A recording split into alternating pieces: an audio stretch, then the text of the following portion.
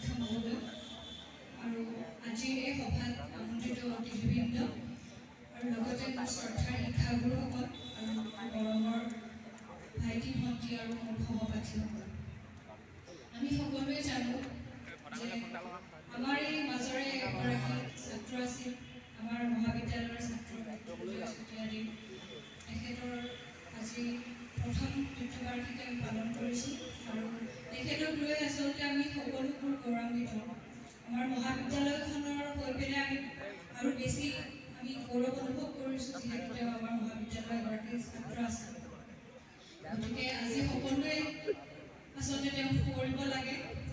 আমাৰ কেৱল অসম বুলিয়ে নহয়, আমাৰ ধেমাজি বুলিয়ে নহয়, আচলতে গোটেই ভাৰতবৰ্ষতে তেওঁক আচলতে ফুৰোৱাটো উচিত আৰু আমি প্ৰত্যেক বছৰে প্ৰত্যেক দিনাই তেখেতক কৰি যাম এনেদৰে।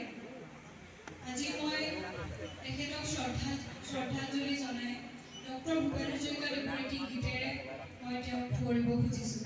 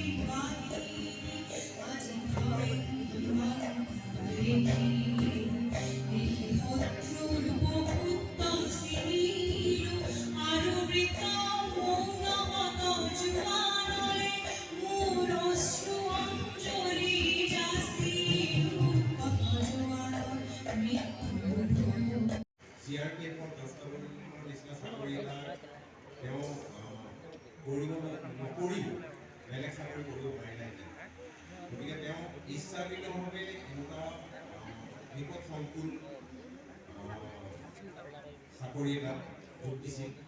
গতিকে ইয়ে তেওঁৰ মনোবল কিমান দৃঢ় আছিল তাকে বুজায়। ঘটনা আটাইখিনিয়ে আগৰ বক্তাসকলে ক'লে, মই সেইখিনি এতিয়া আহি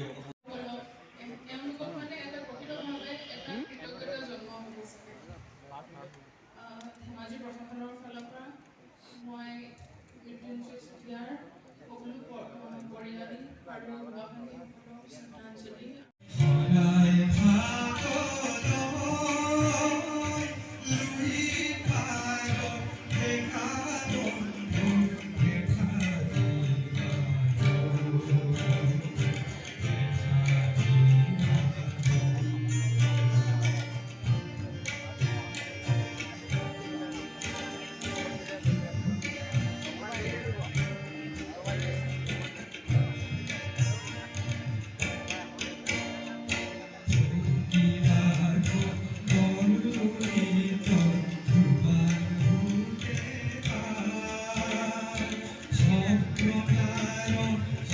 Oh